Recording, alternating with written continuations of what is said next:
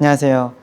세란병원 신경과 과장 손성현이라고 합니다. 오늘은 수면과 새벽에 자주 깨는 이유에 대해서 말씀드리고자 합니다. 수면은 크게 1단계, 2단계, 3단계, 급속 안구 운동 수면, 렘 수면의 단계로 나누어집니다. 얕은 잠과 깊은 잠이 90분 정도의 간격으로 4번에서 6번 정도 반복되는 구조입니다. 각 수면 구조에서는 서로 다른 핵심 기능들이 있습니다. 예를 들어서 3단계 깊은 수면에서는 성장 호르몬이 분비되거나 면역력 강화, 뇌 노폐물 배출 등의 기능을 한다고 알려져 있고요. 렘 수면 때는 꿈을 꾸고 단기 기억력을 장기 기억으로 변환해서 기억을 공고히 하는 것으로 알려져 있습니다. 새벽 각성과 가장 관련이 깊은 것은 코티솔이라는 호르몬입니다. 코티솔은 원래 아침에 증가해서 몸을 깨우는 역할을 하는 호르몬입니다. 내인성 스테로이드라고 볼 수 있죠. 그런데 불안장애, 우울증으로 인해서 스트레스가 높아져 있는 경우에 코티솔과 같은 각성 호르몬 분비가 증가되게 됩니다. 이 호르몬이 이른 새벽부터 상승하게 되고 그 결과 자꾸 잠이 깨고, 잠이 완전히 깨지 않더라도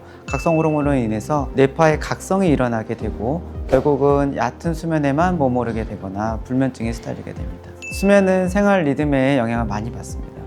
늦은 시간 스마트폰이나 TV 시청을 한다든지 불규칙한 취침 시간이나 늦은 카페인 섭취 등은 모두 수면 유지에 영향을 줍니다. 특히 빛 중에서 푸른빛, 블루라이트라고 하죠. 멜라토닌 분비를 억제해서 수면 리듬을 깨뜨릴 수가 있는데요. 우리가 정상 수면 주기를 생각해 보면 해가 지고 밤 8, 9시가 되면은 멜라토닌 분비가 서서히 증가되게 되고 이후 한두 시간대에 잠에 들게 됩니다. 그걸 고려한다면 이상적으로는 수면을 원하는 한두 시간 전부터 청색감 블루라이트를 피하는 것이 수면에는 좋겠습니다. 야간에 소변을 보기 위해 깨는 것도 수면을 방해하는 주요 요소 중 하나입니다. 수분 섭취 시간이나 카페인을 많이 마셨는지, 음주뿐 아니라 호르몬 변화나 방광 기능 문제, 또 노인 남성의 경우에는 전립선 문제도 수면에 큰 영향을 줍니다. 방광 기능의 문제나 전립선 문제는 약을 복용하거나 적절한 치료를 받으면 해결할 수가 있으며, 이러한 문제가 아닌 것이 확인된 경우에는 잠을 자기 전에 소변을 보는 습관을 들여보는 것도 도움이 될 수가 있겠습니다.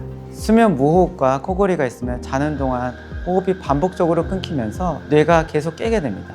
아까 수면 구조에 대해서 설명드렸죠. 한번 각성이 일어나게 되면 다시 얕은 수면부터 다시 시작하기 때문에 3단계나 렘 수면 등 깊은 수면이 부족해지게 됩니다.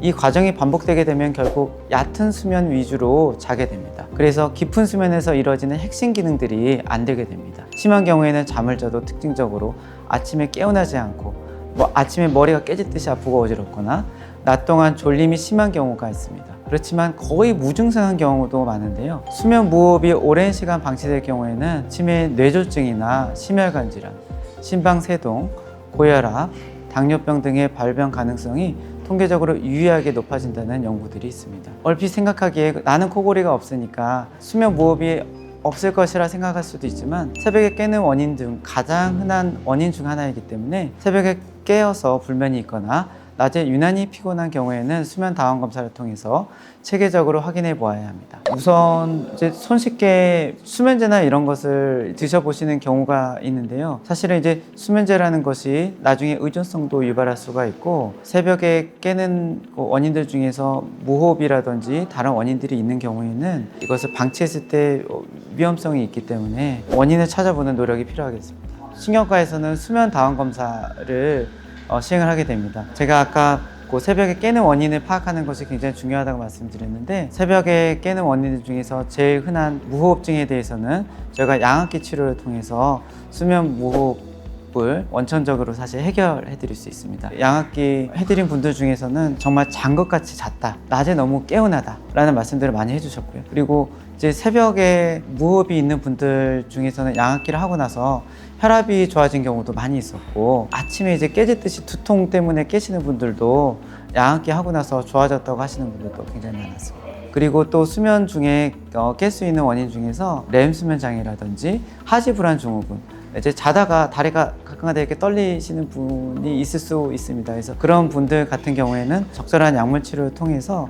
그 하지 불안 증후군, 또 다리의 쥐나는 현상들을 잡아주게 되면 훨씬 더 수면의 질을 향상시킬 수가 있습니다. 새벽에 깨는 현상은 단순한 예민함이 아닙니다. 성인 기준으로 1회까지는 괜찮을 수도 있겠지만 2, 3회 이상 깬다고 하면 수면 장애 가능성이 있기 때문에 수면 다원 검사를 꼭 시행해 보기를 추천드립니다. 중요한 것은 얼마나 자주 깨는지보다 왜 깨는지를 구분하는 것입니다. 원인을 알아야 해결 방법을 찾을 수가 있기 때문에 병원에 와서 정확한 평가를 받아보시는 것을 권해드립니다.